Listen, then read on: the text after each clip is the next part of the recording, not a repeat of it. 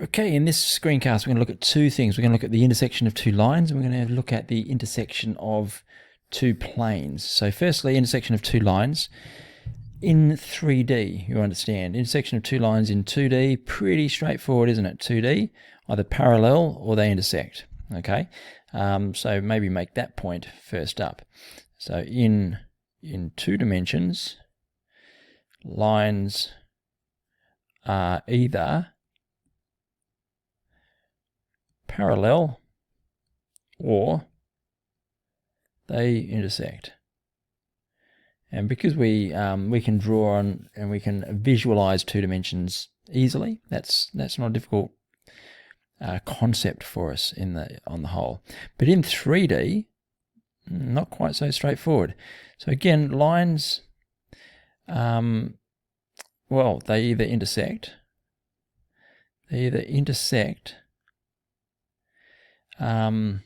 or they are parallel,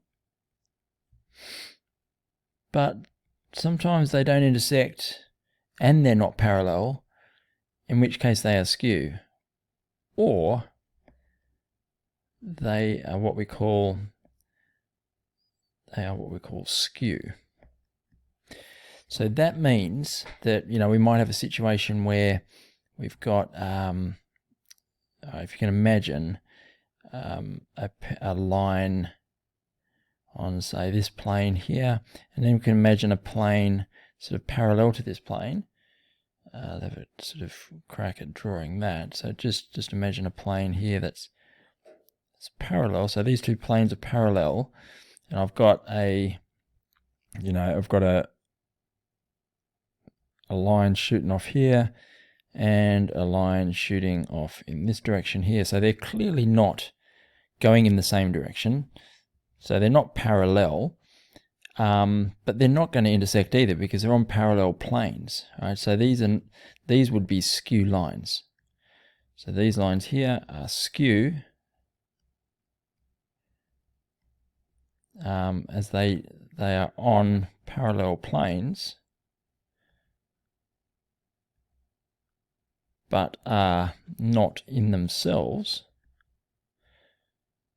parallel. So there's just another level that we need to check out here. There's just another level. So let's have a look at an example. So let's consider the lines L1 and L2 as given to us here. L1 is x equals 2y minus 1 equals z plus 3, and L2 says x minus 1 equals y plus 4, and 3 equals z plus 2. Two lines defined in three-dimensional space by those Cartesian equations. Okay, well, the first thing we should do here is perhaps look at the direction vectors. So actually, they don't need a lot of reorganization, but this L1 does a little bit. So we could say that we've got x minus 0 on 1 here is equal to y minus a half on a half, which equals z plus 3 over 1. And over here we've got x minus 1 on 1 equals y plus 4 on 1, which equals z plus 2 on 1. So we get from that we've got a direction vector here, right? A direction vector of 1, a half, 1, 1, a half, 1, or if you like, 2, 1, 2. And our direction vector over here for L2 is, what is it, just, okay, should be a 3 here, shouldn't it? Beg your pardon, that should be a 3 there. So our direction vector for L2 is 1, 3, 1. Now it doesn't take a great deal of effort here to pick up that these are not parallel lines. We can't multiply one by a scalar and arrive at the other. So we can say here that these are not parallel. So we're going to be faced with, they're either on parallel planes and they're skew, or they're going to intersect. So we're down, we've removed one of our options. So therefore, lines will intersect. And if they don't intersect, they'll be skew.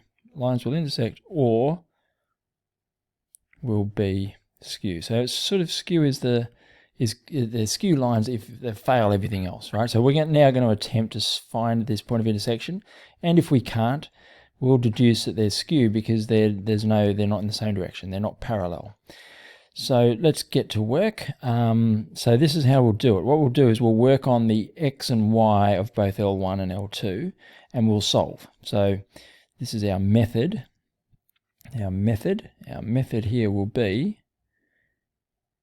all right, quite clear. We will solve for x and y in L1 and L2. Once we've solved for x and y, we'll sub in, we'll solve for z, and if we get the same value of z in both, then we have ourselves a point of intersection. So it'll be to solve for x and y in L1 and L2, then solve for z in L1 and L2. If same solution, if it's the same solution, then we'll have a point of intersection. If not, if it breaks down somewhere here, then we'll know that we've got no solution, not parallel, they'll be skew. So there we go. Let's look to solve. So solve for x and y in L1 and L2. Excuse me. So I'm just going to sort of wrap this up actually, like so, and then work over here. So from L1 and L2, we'll say that L1 we'll go with x is equal to 2y minus 1, and from L2 we've got that x minus 1 is equal to y plus 4 on 3, y plus 4 over 3. So we could make the from 1, we could say that, or you could sort of sub 1 into 2. So what that means, we'll replace x with 2y minus 1 here, so we'll get 2y minus 1, or 2y minus 1 minus 1, which is 2y minus 2, equals y plus 4 over 3. So therefore we get 6y minus 6 is equal to y plus 4, and therefore 5y is equal to 10, and therefore y is equal to 2. And when y is equal to 2, we'll have x equal to, twice 2 is 4, minus 1 is 3. Okay, so I've got y equal to 2 and x equal to 3. Now I'm going to solve for z in both and see if I get the same. So now sub solutions into L1. What do we get? We get x equals 2y minus 1, and now that's going to be 3 is equal to z plus 3. 3 is equal to z plus 3, therefore z is equal to 0.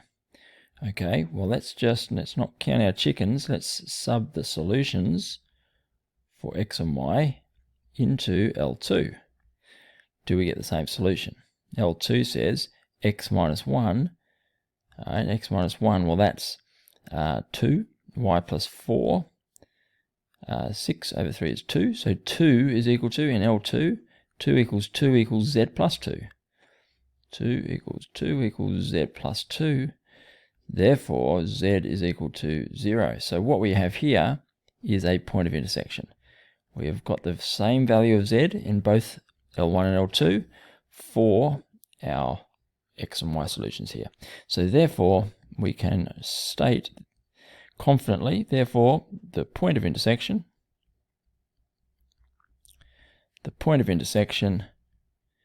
is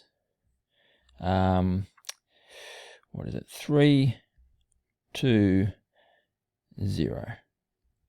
And we could sub that in, and we already have really to both equations, and we get and it rings true. So just a reminder of the process. If it hadn't,